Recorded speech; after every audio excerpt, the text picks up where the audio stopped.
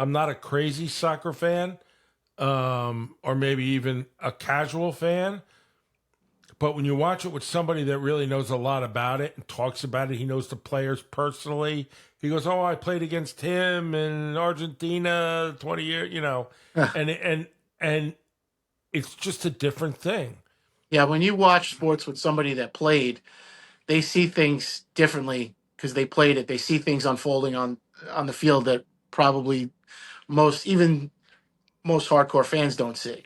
Um, Absolutely. so it adds an element to it that you don't get just watching with regular people. But I think that's for any sport probably. I think a good example of that is Tony Romo on the broadcast. Oh Tony yeah. Romo is incredible, breaking down plays before they happen, and telling the fans what to look for, even before they come out of the huddle. Sometimes, and it really listening to him makes me wonder, like, wow, they really had a good quarterback. If he was that good on the field as he is in the broadcast booth, Right. cerebrally, we talked about it once before. I thought Romo had an incredible string of very unfortunate incidents that prevented him from really getting to and winning a championship.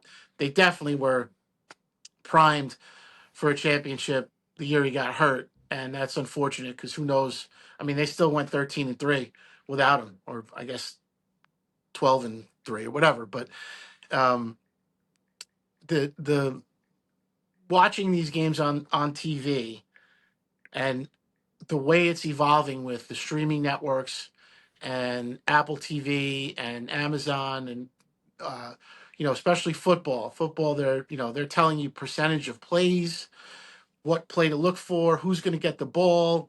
They're showing you hot routes. They're showing you what defenders are in and out of position.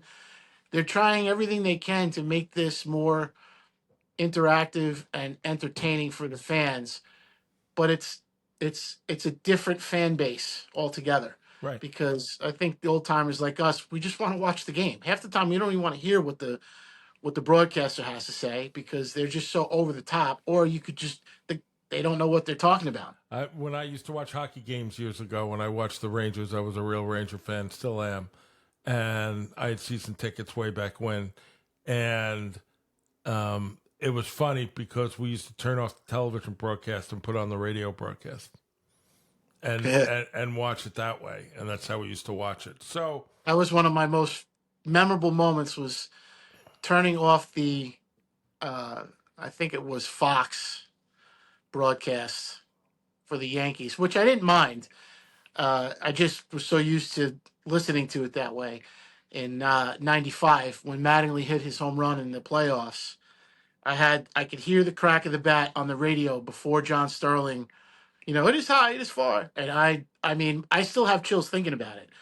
And that was an incredible moment. So when you find the way you want to engage with these things right, and consume them, it makes the experience even better. And I think that might be something that these leagues kind of miss. They want most fan bases want their homer announcer, right? Like we all love Phil Rizzuto. His stories were incredible. He was giving you historical information. All right, so he talked about cannolis and lasagna and whatever, but there was a charm to that. And now how we about don't that? have that anymore.